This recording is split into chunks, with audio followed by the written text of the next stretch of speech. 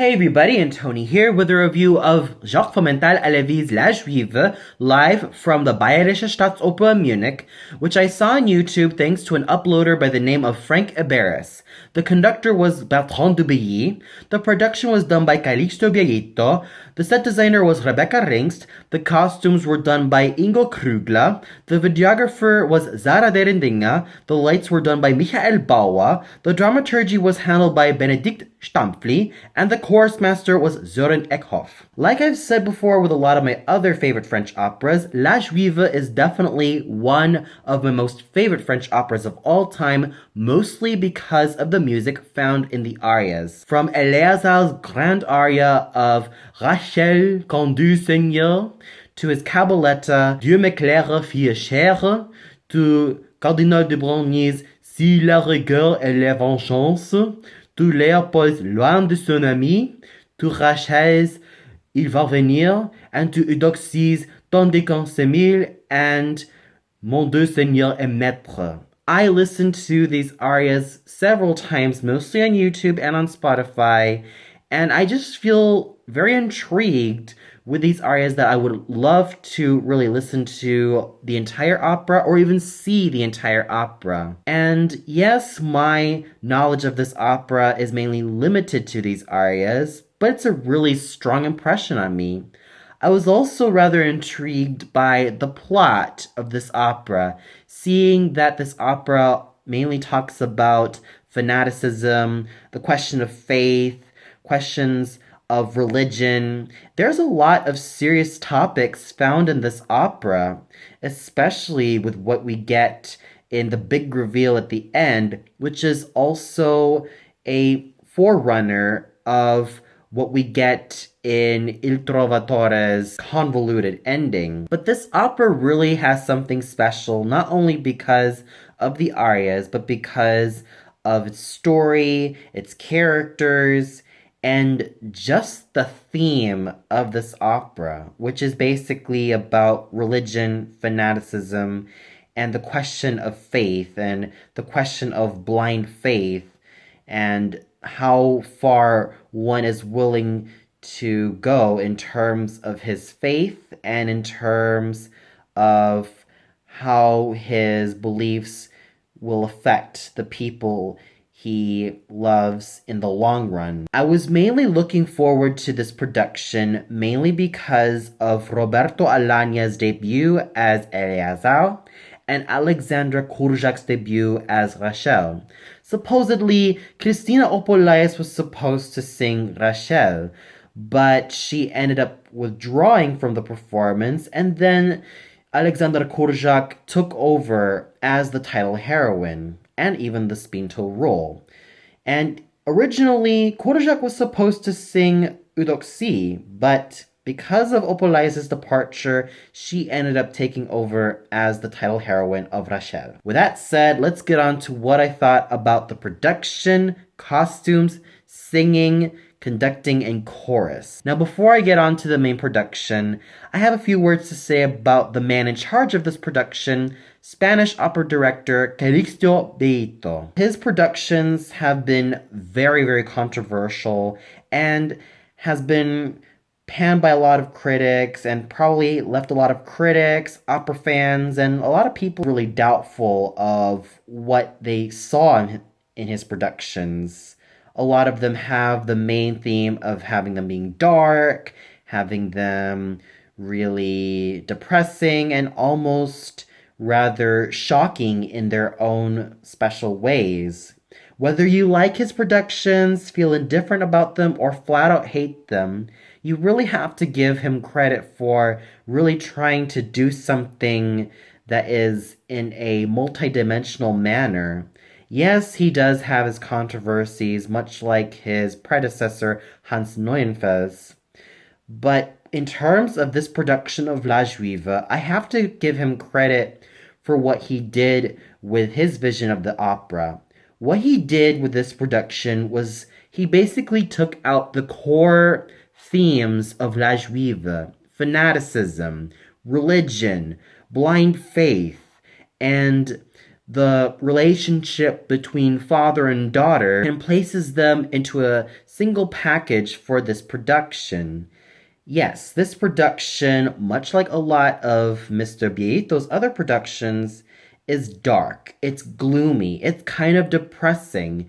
It's sort of nightmarish in some points where you see characters bleeding, especially seeing some images where we see a lamb being slaughtered, some person going into such depression, and in some cases, we even see some German words pop up from the walls, especially from the crowd. Like, for example, we have the word Sünde, meaning sin, and the word Gott ist in allem, meaning God is in everyone. I found that really interesting, mostly because La Juive is basically set in Switzerland, and usually I would have wanted to have the text be in French because the opera was also written in French. But I could also understand why they did that because German is also one of the languages spoken in Switzerland. In the first act, we see Alexander Kurjak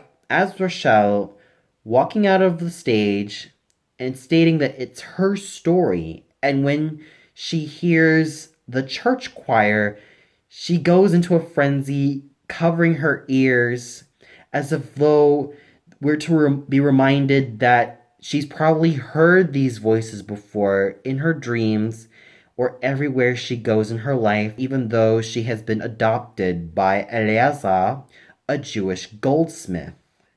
And after her entrance, we see that there are young children in white, and we see these white tubs in which the children are being dunked as if though they are to be Christians and follow the Christian way and not any other religion. I thought it was rather interesting because what Mr. Bieito basically brought in this opera is that this is an opera that questions faith, that questions religion, that questions the whole debate between Christianity versus Judaism, faith versus reasoning.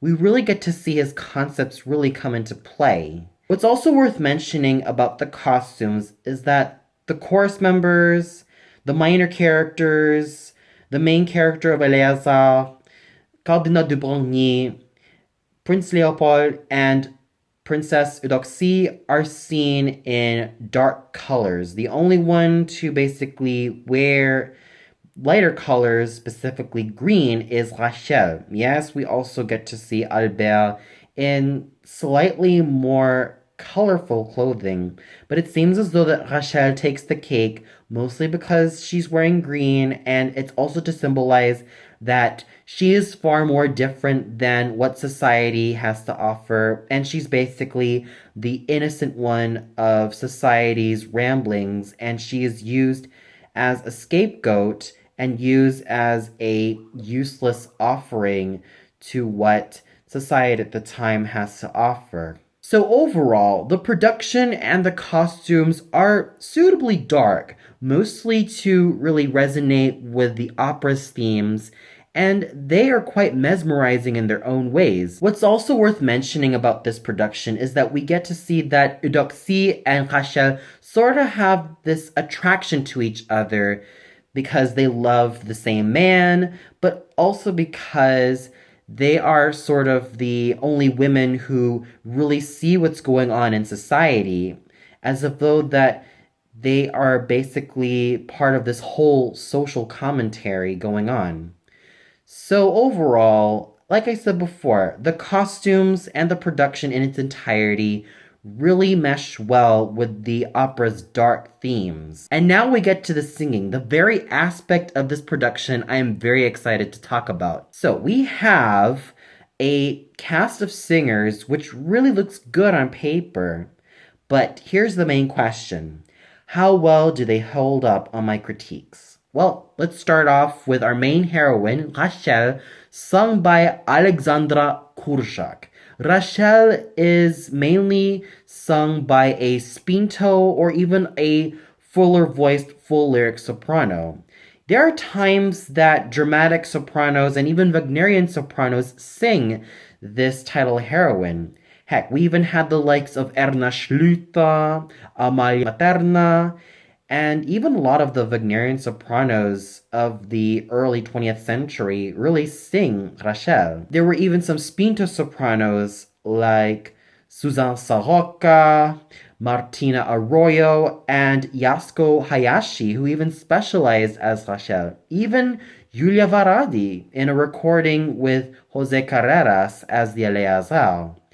And we also get to see that there were also some full lyric sopranos who even attempted Rachel, mostly because they found her music very dramatic and very exciting.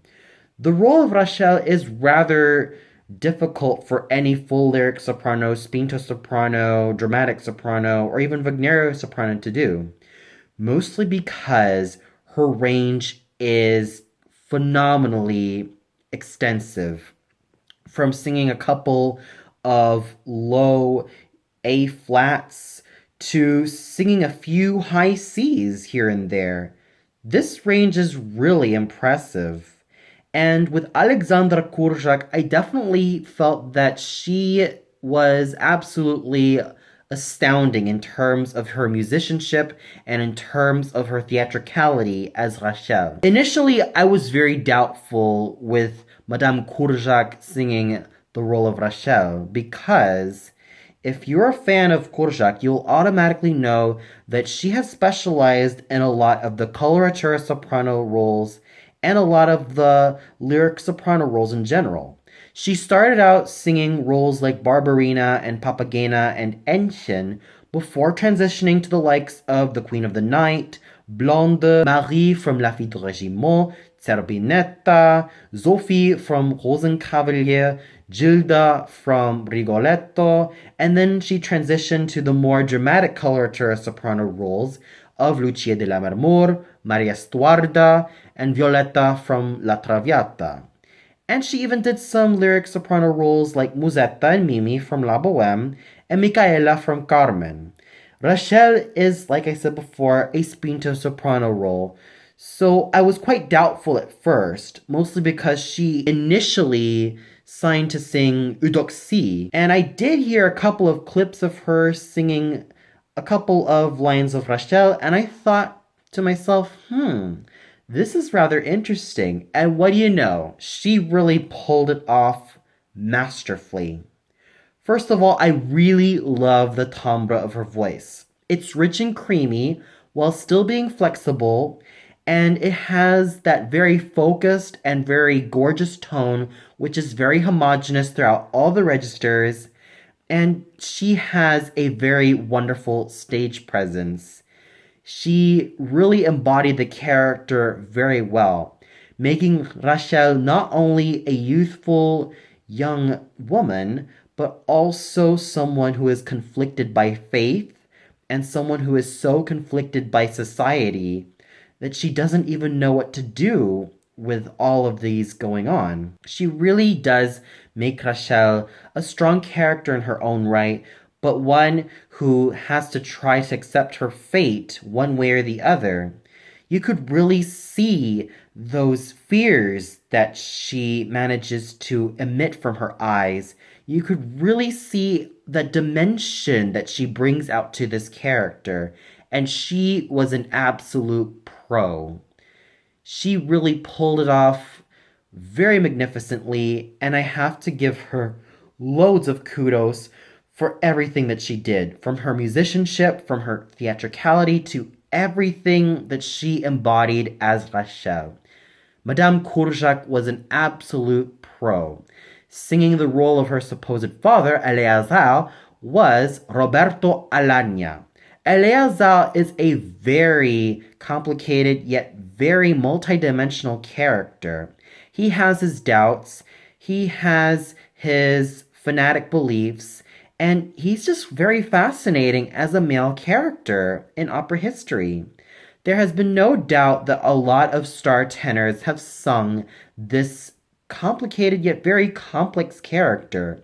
In fact, his signature aria, Rachel, Quand du Seigneur, has been sung by a lot of different tenors, from the spinto tenors to the full lyric tenors to the dramatic tenors.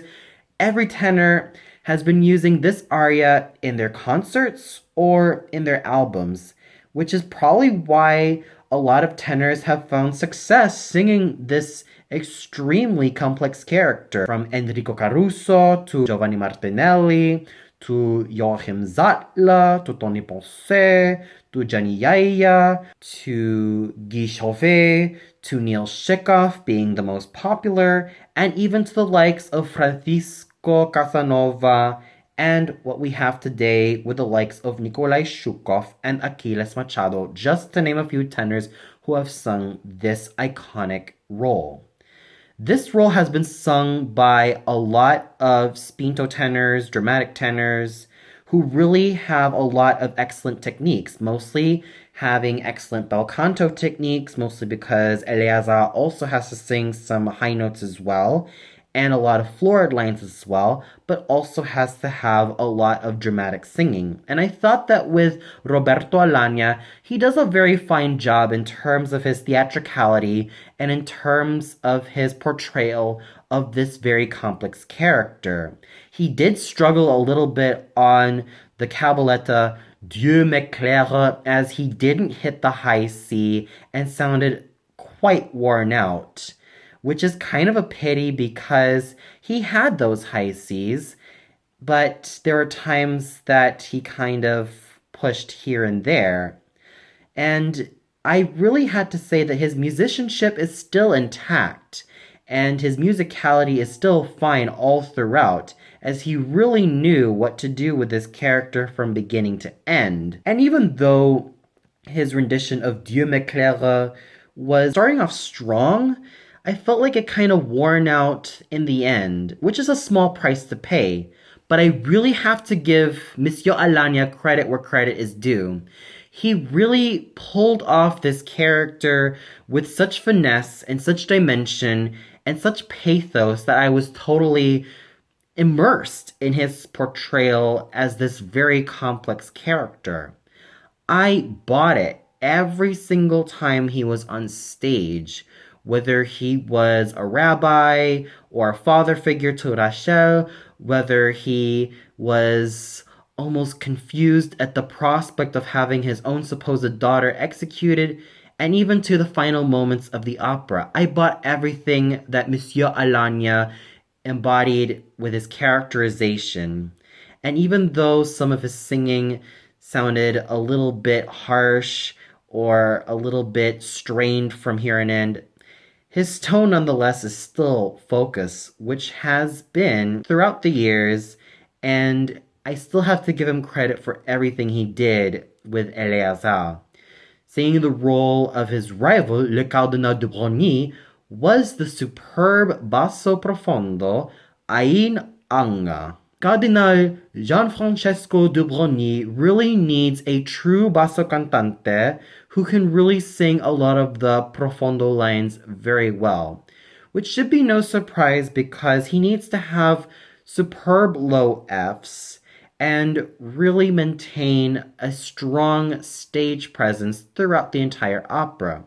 And I thought that with Ain Anga as Cardinal de Broglie, he was absolutely amazing. His stage presence, as to be expected from this gentleman, was very strong and poised. I loved his moment with Roberto Alagna as the Eleazar, and I really loved his duet with them. I also felt like he was able to give off a very dignified and really strong and really handsome presence to this iconic basso role. And going to Broglie, this role is just iconic as Mephistopheles, Boris Godunov, Hans Sachs, Veit Pogner, The Dutchman, Daland, Fasolt, Hunding, Hagen, Gurnemans, Titorel, and many other superb basso roles ever. And I thought that with Ain Anger, he managed to really embody this character very well. Then we have Prince Leopold, sung by the superb American light lyric tenor John Osborne. As opposed to Eleazar's more spinto tenor singing complete with high notes, Leopold basically needs a light lyric tenor who can be able to cope with the challenging tessitura of this character. He sings a lot of high Cs and a high D found in his serenade, and there have been some tenors who interpolate Ds and even an E flat in that serenade. There has been no shortage of light lyric tenors who have specialized in this thankless role, the likes of Dalmacio Gonzalez, Richard Tauba, Koloman von Pataki, Juan Sabate, and we even had Zoran Todorovic, who started out singing roles like this. And I thought that with John Osborne, what more can I say about this gentleman? He is superb, musically and theatrically. I really love the timbre of his voice. It's sweet, it's gorgeous, yet it has that ping in the high notes, which I really love in any tenor voice.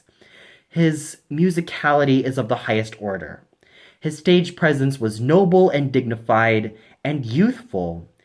And going to his voice, it sounds young and fresh, which should be the case of any great Leopold. He was absolutely amazing with this role.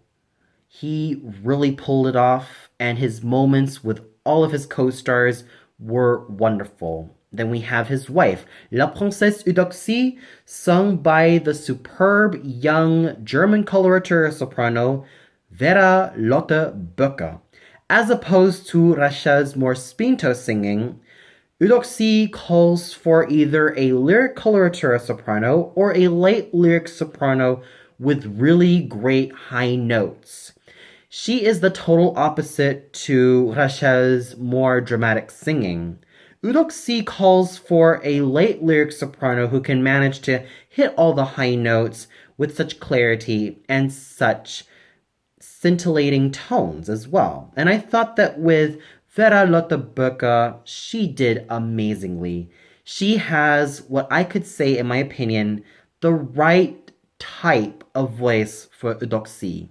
It's young, it's vibrant, it's scintillating and sparkling. It's so gorgeous in the high notes that it blooms like flowers in a garden. It blooms like a fountain that I practically just was so in awe of her performance. She was able to really produce such scintillating tones, and Kurjak and Böcker sang like seraphims in their duets. I thought that these two ladies really gave such fine musicality, fine theatricality, and just a lot of great moments to be found with these two superb artists. So overall, I thought that the principal players did magnificently, and so did the secondary characters. Ruggiero was wonderfully sung by the superb lyric baritone Johannes Kamler, who was able to produce such fine tones. Then we have Albert, sung by the superb young basso Tarek Nazmi. The town crier, sung by Christian Riga, who has a very gorgeous baritone sound. And the executioner, done by the basso Peter Lobot, but even though he didn't really have anything to sing, his stage presence was appropriately menacing and appropriately just as thrilling. So I was more than impressed with everyone who participated. Special kudos really has to go to Alexandra Kurczak as the title heroine of Rachel. She pulled everything very fantastically, and she was the star of the evening. And the conducting done by Maestro Bertrand Dubilly was absolutely well done, and the chorus was absolutely well done as well. So overall, I really have to give my hat off to everyone involved in this production. From Calixto Bieito to Maestro Bertrand Dubilly to the entire cast of this opera. Everyone was a pro in their own special ways. Well, that's all for now. Be sure to tune in tomorrow for my review of Verdi's Don Carlo, live from the Wiener Staatsoper. So until then, good night, everybody.